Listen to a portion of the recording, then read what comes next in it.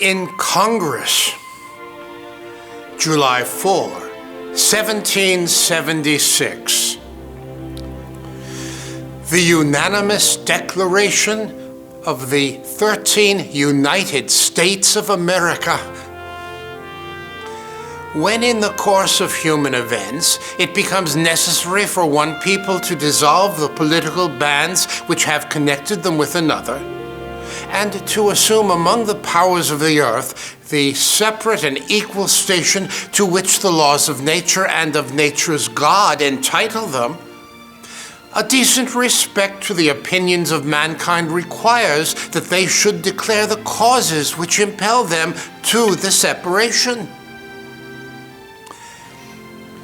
We hold these truths to be self-evident, that all men are created equal, that they are endowed by their Creator with certain unalienable rights, that among these are life, liberty, and the pursuit of happiness.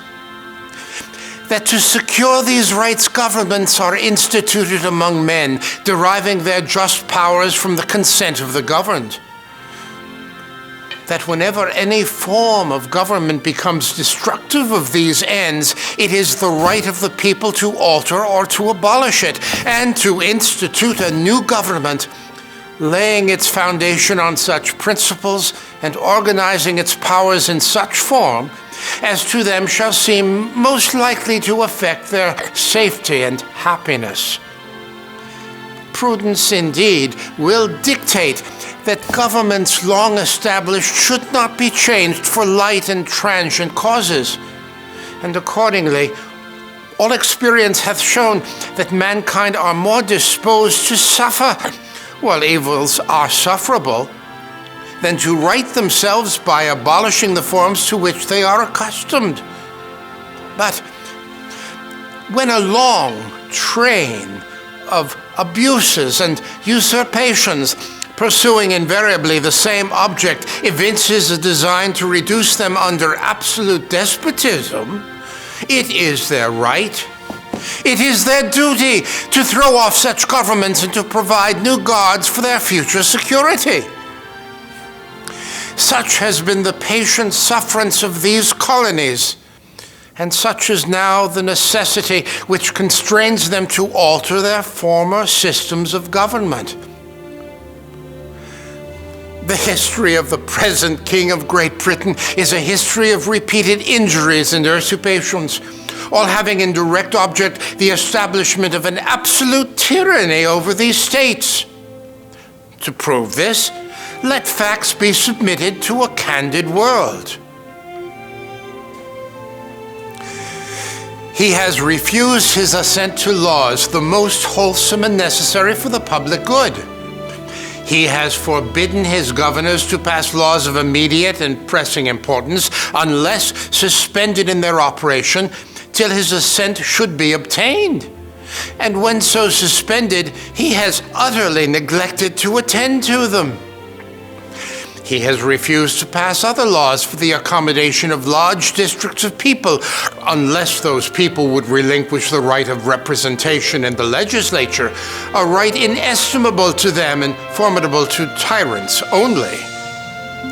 He has called together legislative bodies at places unusual, uncomfortable, and distant from the depository of their public records, for the sole purpose of fatiguing them into compliance with his measures. He has dissolved representative houses repeatedly for opposing with manly firmness his invasions on the rights of the people. He has refused for a long time after such dissolutions to cause others to be elected, whereby the legislative powers incapable of annihilation have returned to the people at large for their exercise, the state remaining in the meantime exposed to all the dangers of invasion from without and convulsions within. He has endeavored to prevent the population of these states for the purpose obstructing the laws for naturalization of foreigners, refusing to pass others to encourage their migrations hither, and raising the conditions of new appropriations of lands. He has obstructed the administration of justice by refusing his assent to laws establishing judiciary powers. He has made judges dependent on his will alone for the tenure of their offices and the amount and payment of their salaries. He has erected a multitude of new offices and sent hither swarms of officers to harass our people and eat out their substance. He has kept among us in times of peace standing armies without the consent of our legislatures.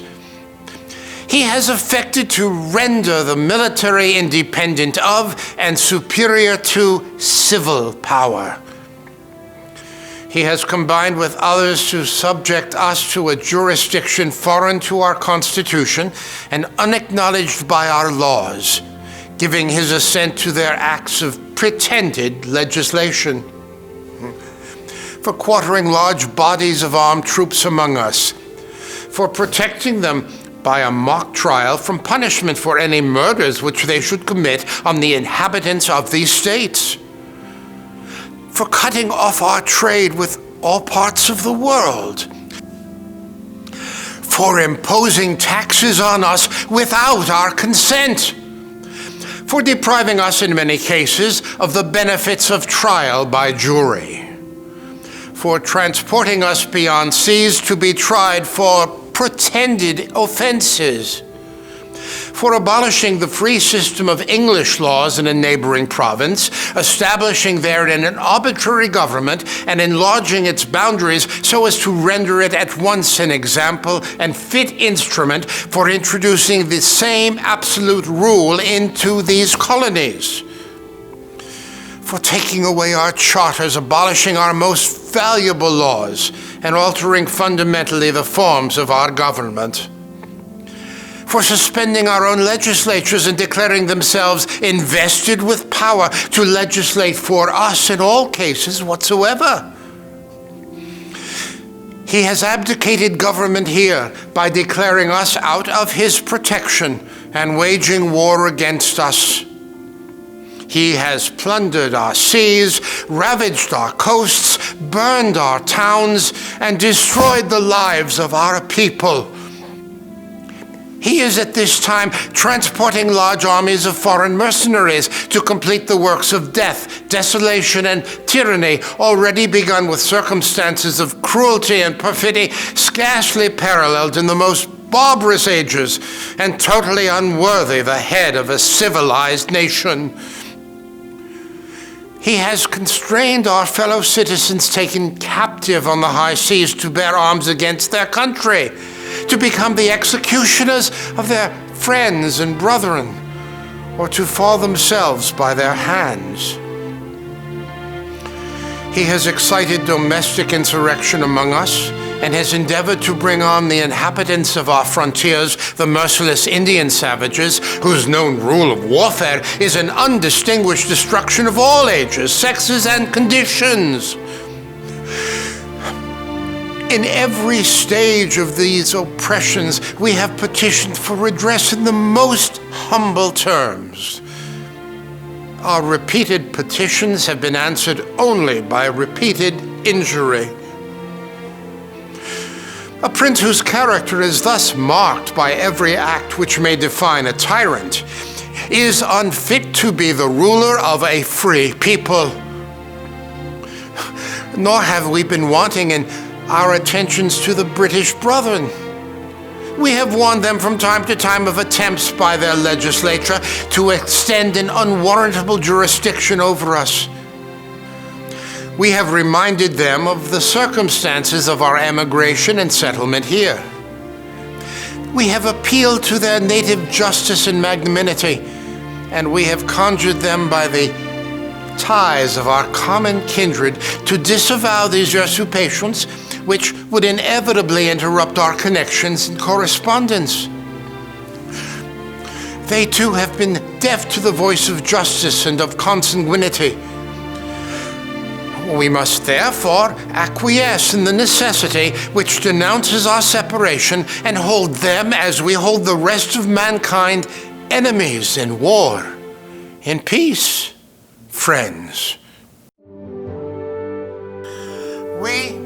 therefore, the representatives of the United States of America in General Congress assembled, appealing to the Supreme Judge of the world for the rectitude of our intentions, do, in the name and by authority of the good people of these colonies, solemnly publish and declare that these colonies are, and of right ought to be, free and independent states, that they are absolved from all allegiance to the British Crown, and that all political connection between them and the state of Great Britain is and ought to be totally dissolved, and that as free and independent states, they have full power to levy war, conclude peace, contract alliances, establish commerce, and to do all other acts and things which independent states may of right do. And for the support of this declaration, with a firm reliance on the protection of divine providence, we mutually pledge to each other our lives, our fortunes,